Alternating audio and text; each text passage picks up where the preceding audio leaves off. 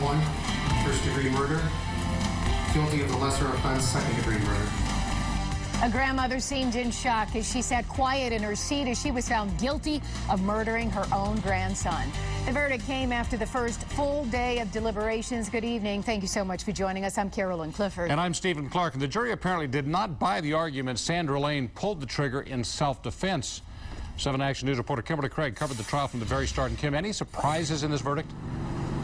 Well, you know, it really depends on who you ask. A lot of folks thought maybe she would not get convicted of any sort of murder charge, not first or second degree murder. But some people felt like with the 6 shots that were fired and there seemed to be some premeditation, some people could have argued that. That's certainly what the prosecutors argued. But eventually the jury came back with second degree murder. Now, you're about to hear from the parents of Jonathan Hoffman, and they're going to talk about why Jonathan was living with his grandmother and her husband while they were in Arizona. Part of that reason, you'll remember, is because Jonathan wanted to finish high school here in Michigan with all of his friends. But first, here's Jonathan's mother, Jennifer, who won't even call Sandra Layne her mother anymore.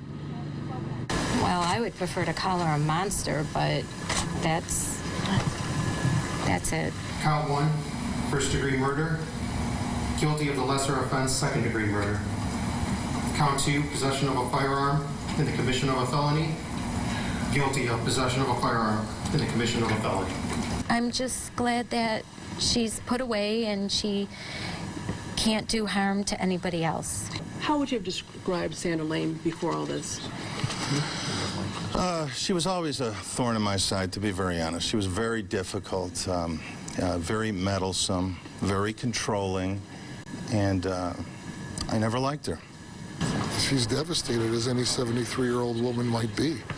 She's upset that, the jury found her responsible and guilty for second-degree murder. The verdict. Well, we're pleased that the jury reached the verdict of murder in this case. It was a very emotional case for the victim's family and all involved. Sandra Layne was really trying to get me to send him back, and she said she would take good care of him, and she promised she would take good care of him and that he would be happy staying there with his friends and finishing out his last year of high school. And she never ever once told me that there were issues. When we released John to her, first of all, it was very reluctantly on my part. I never wanted him to leave Arizona. Nobody knows that, but we had a situation with my daughter. She had a brain tumor, and we've had 4 surgeries, and we've been sort of tied up taking care of her, and we still are, and she's doing wonderfully well, thank you very much, under the circumstances. But I thought we should have stayed together as a family.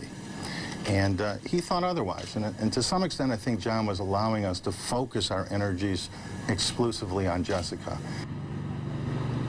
And Sandra Layne taken back into custody by deputies. She will be sentenced next month, and prosecutors believe her mandatory minimum in prison will be 14 years. Reporting live in Pontiac, Kimberly Craig, 7 Action News. Back to you. Kim, I got to ask you a quick question. You were asking them questions. They were commenting, obviously, about Sandra Layne. But, I mean, did anybody react to what they were saying about her, especially since she was taking care of their son? Was anybody surprised by what they were saying? Well, you know what, and I'll tell you, Sandra Layne's daughter, Jennifer Hoffman, she said that she would stay with them for several days during the month, visiting her son and visiting with her mother and her husband.